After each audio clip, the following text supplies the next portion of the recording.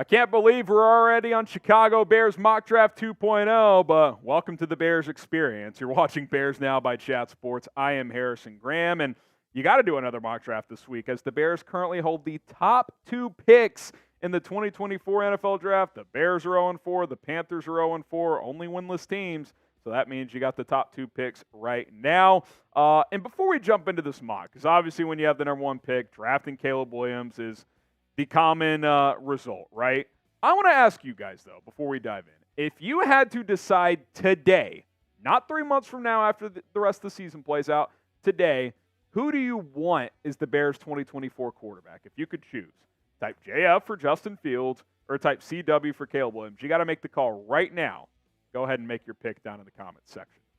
Okay, let's get into my mock draft 2.0, and my answer essentially right now is I got to go Caleb Williams. And there's a lot of factors. And let me just first say this.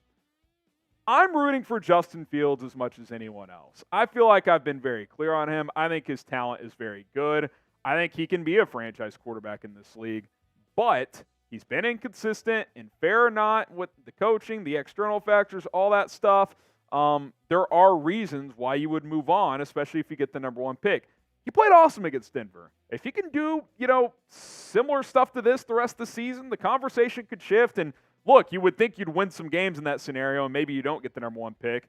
Now, you still might get it because of Carolina, but long way from that happening, right? We're 4 games in. He's played 1 really good game, 1 so-so game, and 2 bad games. That's kind of what it is. So when you think about it here, the reason I'm going Caleb Williams, here's the reality. If the Bears land the number 1 pick, that likely means you get a new coaching staff. You're going to give Justin Fields a 3rd coaching staff to work with. That's pretty rare for a quarterback on a rookie contract. Resetting the clock on a rookie quarterback as well, just from a cap situation standpoint. You could start with Caleb Williams on a rookie quarterback deal, cheaper contract for up to 5 years, versus Justin Fields entering year 4. And then if he balls out, you got to pay him big money, which you'd be happy to do if he balled out. But the timeline could make sense if you're resetting with the coaching staff and potentially even the general manager. Caleb Williams is a generational talent. He's upped his accuracy this year to almost 75%. That's up from 65, 66 last year. He's thrown 1 interception this year, 21 touchdowns. He runs when he needs to, but when he escapes the pocket, he's always keeping his eyes downfield. Now, some of these plays where he holds the ball forever, you're not going to be able to do that in the NFL, but you can do some of that. We see quarterbacks in this league do some of it. The league is embracing guys like this more and more. And look, I'll be honest, I'd be shocked if they passed on Caleb Williams if they landed the number 1 pick. I just would.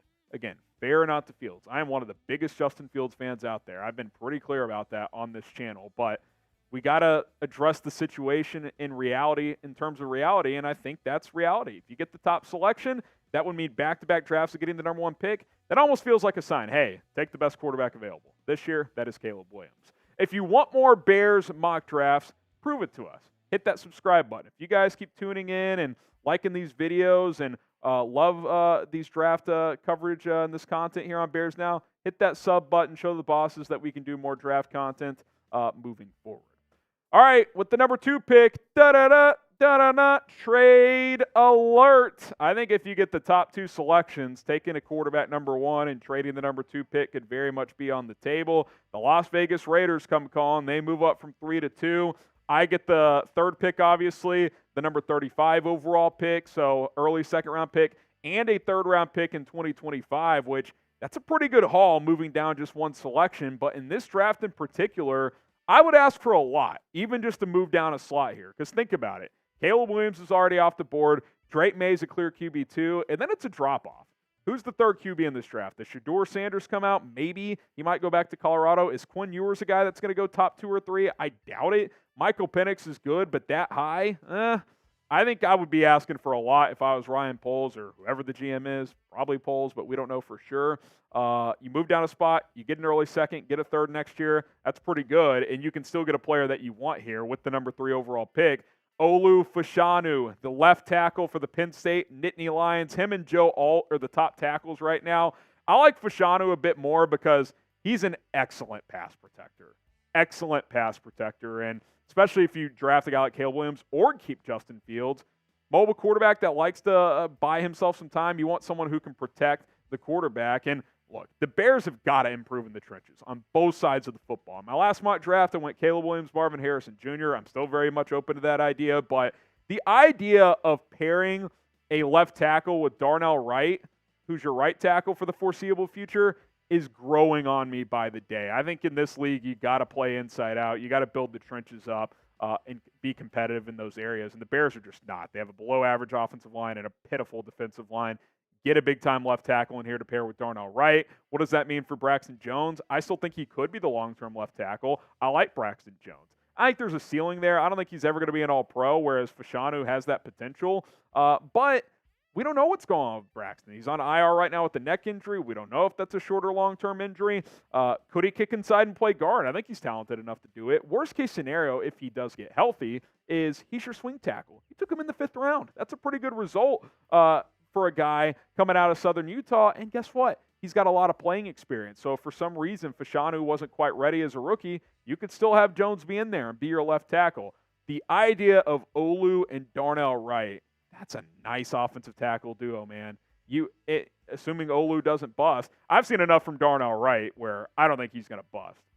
It's unclear how great he'll be, but he's been pretty good so far.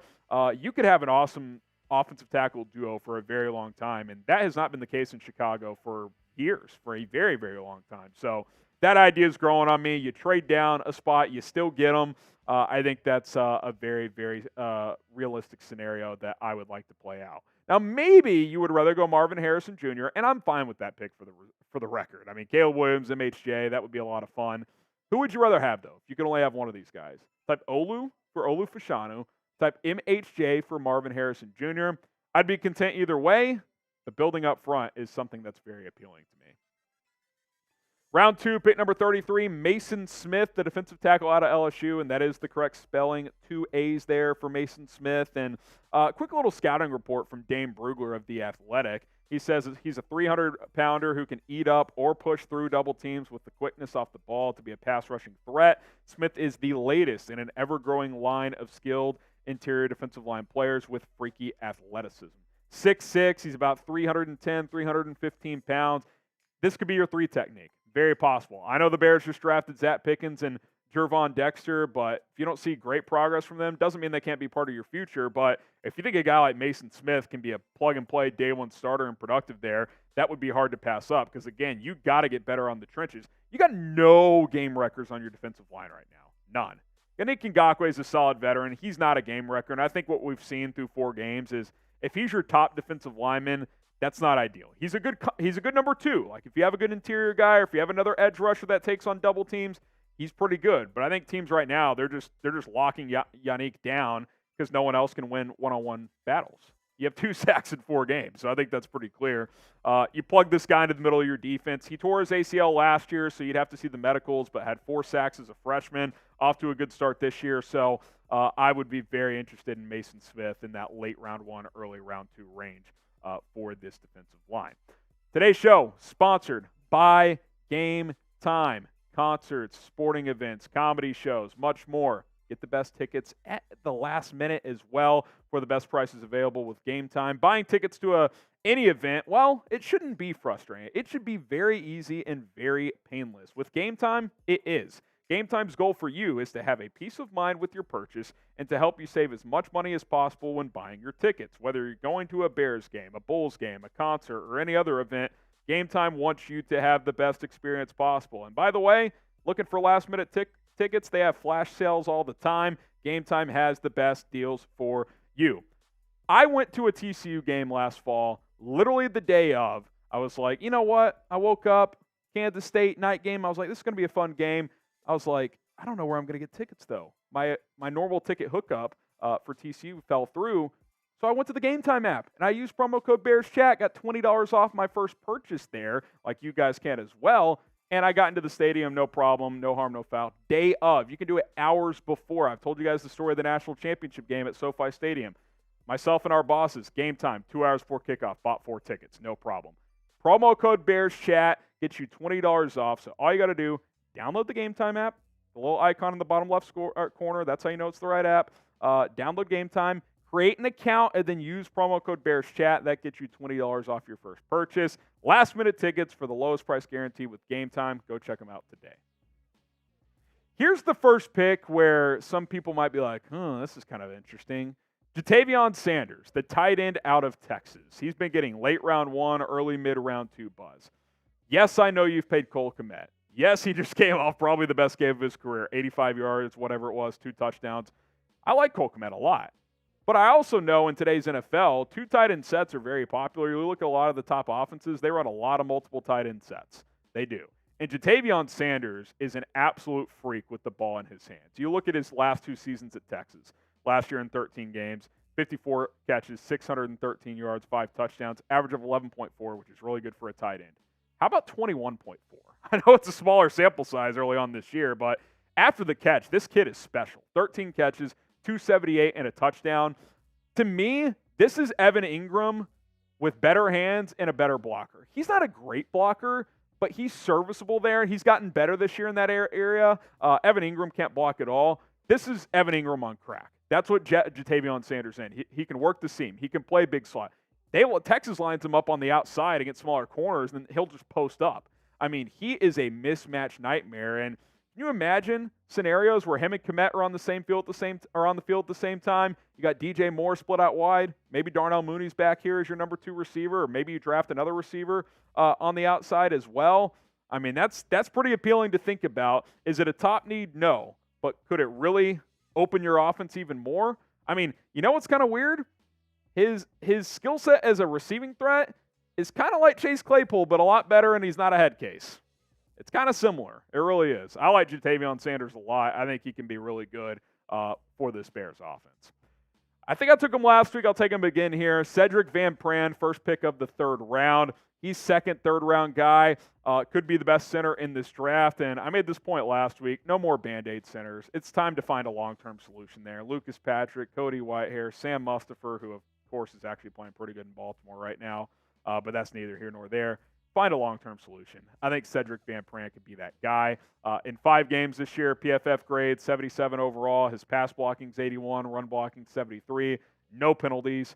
He's just solid, man. He's solid. And if you do keep the same offensive scheme, which who knows at this point, I think he fits it pretty well. He's mobile. He can move. I think he's 6'5", 310, so he's athletic enough to do it. I like this kid a lot. I liked Linderbaum. They didn't love him as a scheme fit, but I just like the idea of getting a center long term, and especially if you're also drafting a quarterback, get a guy that can grow with your quarterback, whether it's Justin Fields or whether it's Caleb Williams. I don't really care in terms of that, but I just want someone to be here long term at that position. I'm tired of wondering who the center is going to be, not only every year, but from week to week sometimes. Should the Bears draft a center next year? What do you guys think? Type Y for yes, or you can type in for no. Put your GM cap on for me. Y for yes, and for no. Should the Bears draft a center next year or not? 4th round picks here. We're doing just a 4-round mock today. A lot of these mock draft simulators today, I use PFFs. You get later into the draft, it's just wonky. They haven't done their prospect rankings yet. So 4 rounds today. Muhammad Kamara, if you guys watched that Colorado State game, this guy dominated the game, literally. He had Shedeur Sanders running for his life. He is the real deal. I think he could go day 2, but with him being at CSU, he could slip to day 3 of the draft. He's a really talented pass rusher that I think could be a rotation guy right away. Tyleik Williams, the defensive tackle out of Ohio State, more of a bruiser compared to Maason Smith. He's like 325, 330. He could rotate in at that 1-tech spot. I like Andrew Billings. We'll see if they bring him back, but similar skill set there. Run stuffer who can occasionally get after the passer. Also, again, trenches. That is where the Bears must improve. So just recapping these selections real quick, my Bears mock draft 2.0, 4-round mock today. For now, I got to go Caleb Williams if you have the number 1 pick. I just think it's too good of an opportunity to pass up. Olu Fashanu, after trading down 1 spot, picking up an extra second and also a pick in next year's draft. Maason Smith as well. Ja'Tavion Sanders, and then Sedrick Van Pran, the 5 selections here in the first 3 rounds, and then Muhammad Kamara and Tyleik Williams, a couple of defensive linemen to add into the mix. So I like what I did.